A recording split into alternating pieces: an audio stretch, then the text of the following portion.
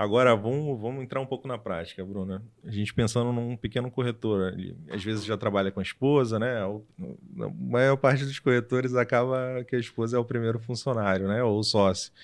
Então, ele tem o funcionário, o filho, ou a esposa, o filho ali. É a realidade de muitos corretores hoje.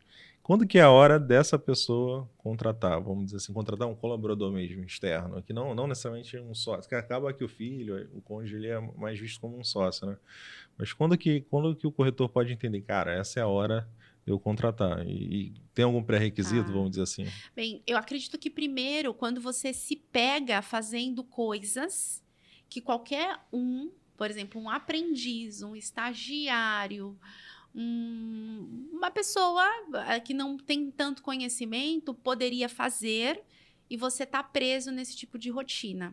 Acho que esse é o primeiro. Na hora que você se pega fazendo. A hora é muito cara para fazer coisas que qualquer um pode fazer. Então, na hora que você se pega fazendo isso, lembrando que existe uma limitação de tempo, né, diário, a gente tem essa limitação de tempo, e que o líder ele tem que estar mais pensando e melhorando o negócio do que executando a operação, a gente começa a perceber, opa, você está perdendo dinheiro, está perdendo dinheiro, está deixando de ganhar, na verdade, também, né? Deixando de ganhar dinheiro e perdendo tempo.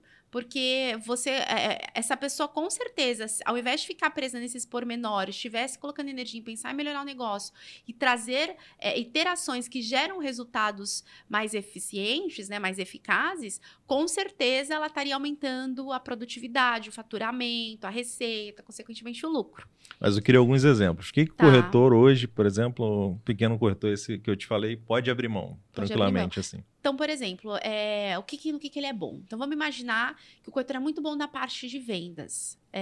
E com certeza tem. Ó, lembra quando eu falei que às vezes o que é estratégico para ele? Às vezes ele é muito bom em vendas e estrategicamente, toda vez que ele senta para fazer uma reunião, uma visita, ele fecha negócio com uma probabilidade muito maior do que um colaborador, do que uma outra pessoa. Então, de fato, e realmente ele representa a empresa, ele vai gerar muito mais resultado nisso do que outra Vai pessoa. impactar muito mais no crescimento Então, opa, do negócio, né? estrategicamente é melhor ele colocar mais energia nisso do que no pós-venda. Por exemplo, fazer uma cotação, transmitir a proposta, cuidar do sinistro. Então, se ele está fazendo todo esse processo e nós temos habilidades naturais onde ou nós gostamos mais das tarefas burocráticas mais analíticas ou nós gostamos mais da parte de liberdade, relacionamento, a gente tem mais um potencial em extroversão. Isso faz com que, quando eu vou fazer uma tarefa diferente, eu procrastino um pouco mais e fico enrolando. Então, é mais ou menos assim, eu vou falar por mim, eu sou uma pessoa extremamente extrovertida, então toda vez que falo assim, vamos gravar um podcast? Vamos conversar, vamos fazer reunião, vamos.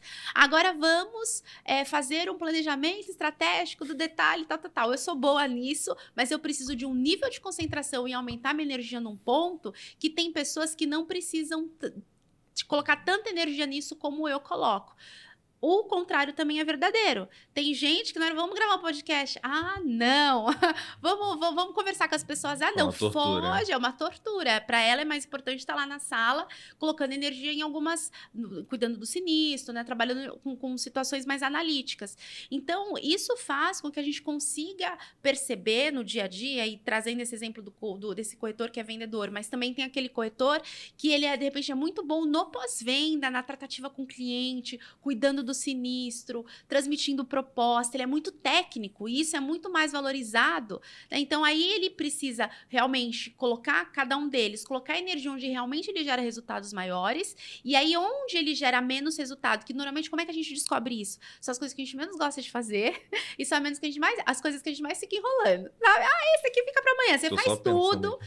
só que onde está o lance da produtividade? Quando eu executo o que é prioridade. E muitas vezes a prioridade é o que eu menos gosto de fazer. E aí que tá o problema. Agora, se eu tenho uma pessoa para fazer aquilo e ela ama fazer aquilo, olha como eu ganho em produtividade. Porque eu faço o que eu amo e o que eu sou muito bom. E eu tenho outro fazendo o que ele ama e que ele é muito bom. A gente une forças e aí a gente tem um time de alta performance. Olha aí. Né? E pensando num corretor que já cresceu um pouquinho mais, ele é líder, né? Então ele conseguiu contratar, colocar cada pessoa ali no seu lugar, o da cotação, o administrativo, alguém já ajudando ele no marketing. E aí ele precisa, eu acho que ele já está no outro nível, ele precisa ter os gestores, pessoas um pouco mais do nível, vamos dizer assim, de gestão dele. E Como é que é, vamos dizer assim, como lidar, né, com isso, né? Porque diferente de um colaborador, tu está abrindo mão de uma coisa, às vezes, que tu não gosta. Mas quando é um gestor, tu já está abrindo mão, às vezes, de uma tomada de decisão e de influência, né, naquela equipe. Como é que é? Como o corretor pode lidar com isso, né? E é bem interessante o que você disse, porque conforme a empresa vai crescendo, você vai começar a precisar treinar e desenvolver novos líderes. Você vai precisar. Eu costumo dizer assim, ó, a dificuldade que você vai ter de administrar uma empresa com 50 funcionários, às vezes é menor do que uma com 6.000, por exemplo. Porque quando você tem líderes muito bem preparados, fica mais leve, né? A carga diminui. Então, o segredo tá... Porque uma coisa é eu fazer gestão de 50 pessoas, outra coisa é eu fazer gestão de 3. Que são os 3 líderes e gestores. Tá vendo como é mais fácil? Sim. E aí, essa pessoa divide a carga com você. Então, vai ter um momento que você vai precisar de ter essas pessoas muito bem preparadas. E aí, essas... Como é que você está dizendo é que, às vezes, a maior vai ser mais fácil. Maior quantidade de colaboradores, né? Uma empresa muito maior vai ser mais fácil administrar do que uma empresa... Se eu tiver líderes e gestores bem treinados e capacitados, sim. Porque eu vou pegar até uma mais próxima aqui da nossa realidade. Uma empresa com 10 colaboradores.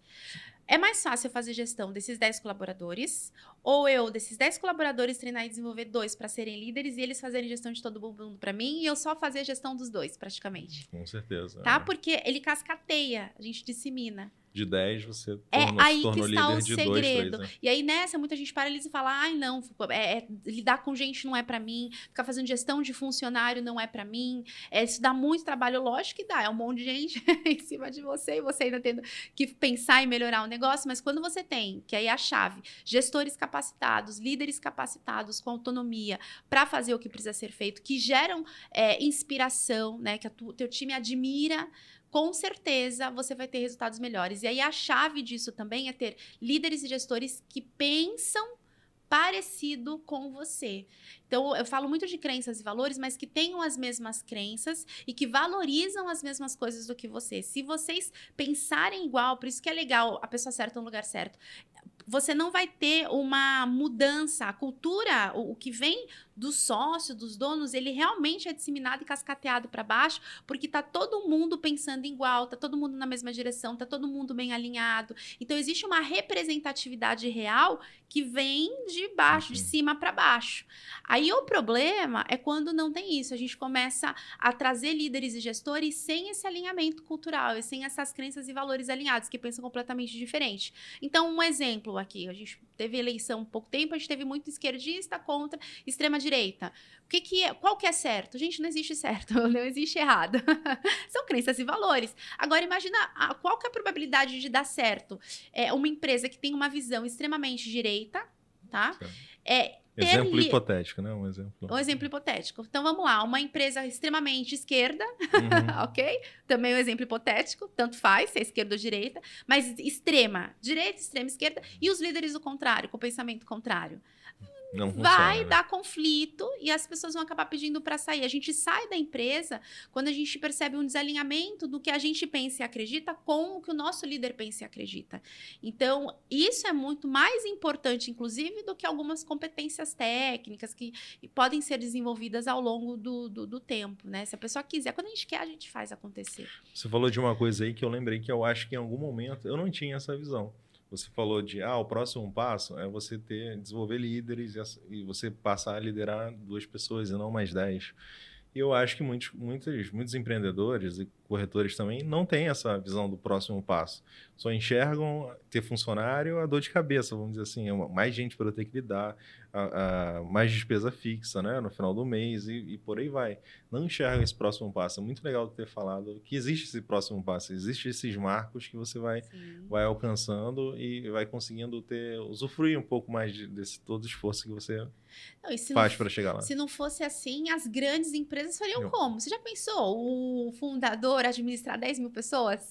30 mil pessoas? 40 mil pessoas? Porque ele faz e faz bem feito. Ele realmente... Parece óbvio, Bruno. Parece, mas eu acho que não é. É aquele negócio de você sair do empreendedor e ir para o empresário. Isso só vai acontecer se a gente virar essa chave de treinar e desenvolver líderes. A gente fala assim que o empreendedor é paixão. O empresário é profissão. Uhum. E aí é você ter líderes, pessoas que realmente te representam no dia a dia, fazem o que você faria, né? E cuidam daquelas pessoas para você. E aí o que você faz? Você cuida dos gestores, né? Você cuida dos líderes.